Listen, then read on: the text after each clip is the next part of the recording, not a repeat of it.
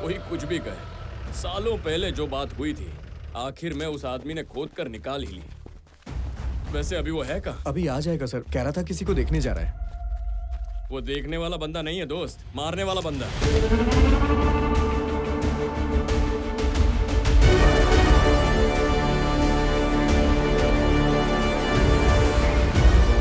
क्या बात है भाई, यहाँ पर कैसे आना हुआ? लगता है किसी की तलाश में आए हो। तुझे ही ढूंढ रहा हूं।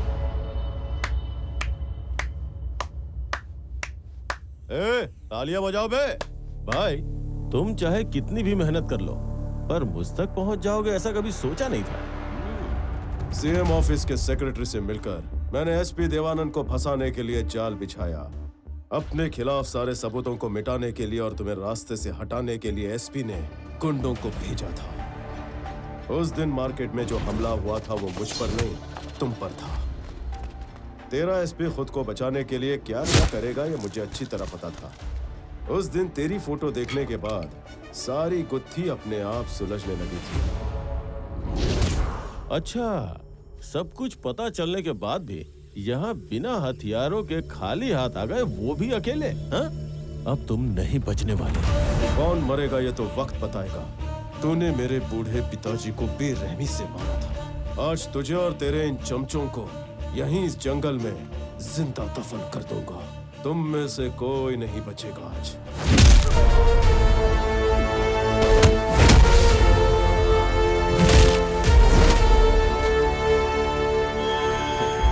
तो तुमने ये बात भी पता लगा ली?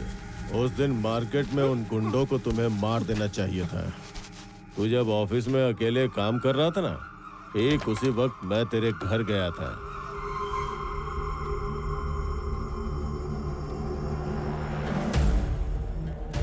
तेरे बुढ़े बाप ने मुझे पकड़ने की कोशिश की। बस एक नकल का तुम्हारा और काम हो गया।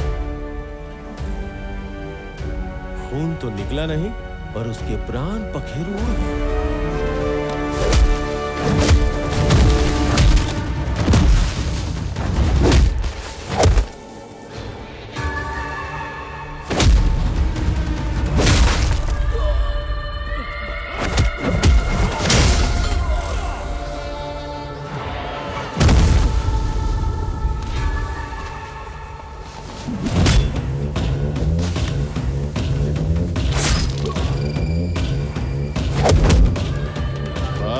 अब तेरे जाने का टाइम आ गया।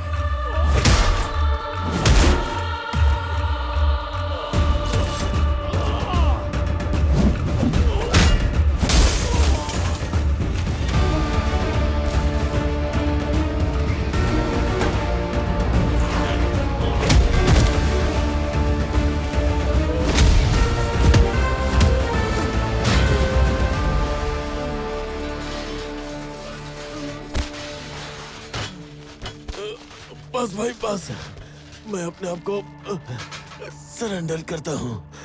हम सबको पकड़ के पुलिस के हवाले करता हूँ। तुझे जितना जीना था तो जी चुका है, अब जीकर क्या करेगा?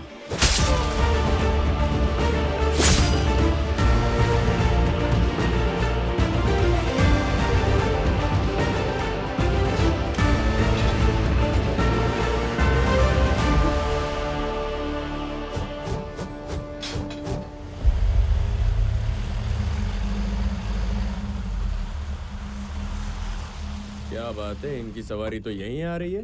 क्यों भाई, क्या लेकर आए हो? सुनो मुरली, मैं उन सबको लेकर आ गया अच्छा? हूँ। हाँ, 5-6?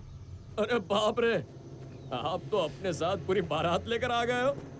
मैं सुन रहे सर, तेरे को ड्राइविंग आती है ना? आती है सर। इधर आ।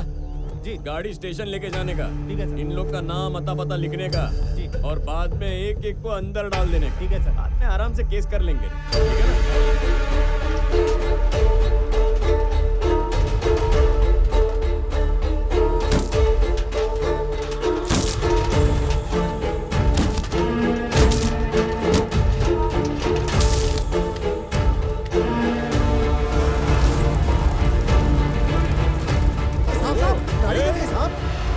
क्या? निकलो। सुना नहीं क्या? निकलो। इन लोगों का तो आपने दी एंड कर दिया। अपने आप ही इनका फैसला करके बुड्ढे की तरफ से इनको सजा भी दिलवा दी। बढ़िया काम कर दिया। सुपर, शाबाश।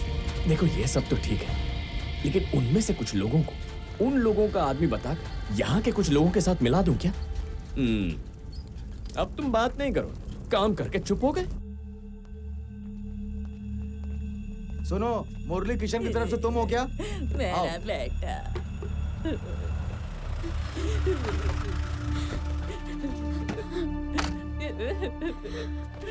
बाबूजी।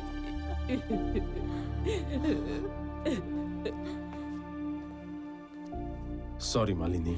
ये तो मुझे बोलना चाहिए। जो हुआ उसके लिए सॉरी। सुरेंद्र की तरफ से कौन है? बॉडी रेडी है, लेकर जाओ, जल्दी कीजिए। ये तो अन्याय है, इतने लोगों को मार डाला। भगवान इनकी आत्मा को शांति दे और अब सब कुछ यहीं एंड हो जाए। एंडिंग नहीं, बिगनिंग।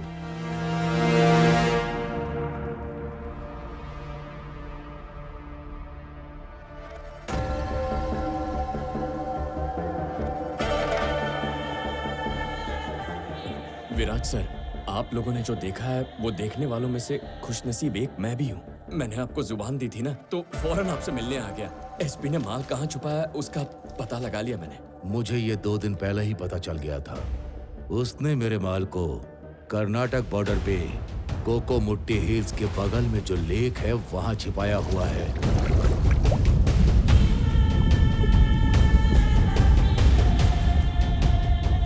जिसने ये पता लगाया है वो रामा राव नाम का कोई ऑफिसर है। मुझे ये भी पता है अभी वो टास्क फोर्स में स्पेशल स्क्वाड का चीफ बनाया गया है। लेकिन ये सब आपको कैसे पता चला?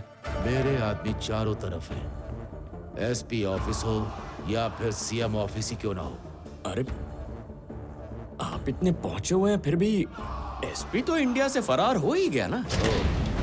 Follow me.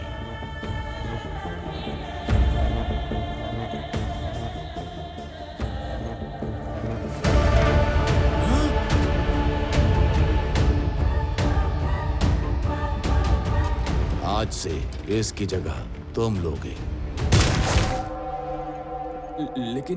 लेकिन वो रामाराव ने जो स्क्वाड बनाया है वो हमें एक लकड़ी भी छूने देगा क्या? नहीं देगा। इसीलिए मैंने हांगकांग से इंडिया आते ही रामा राव के खिलाफ युद्ध छेड़ दिया है।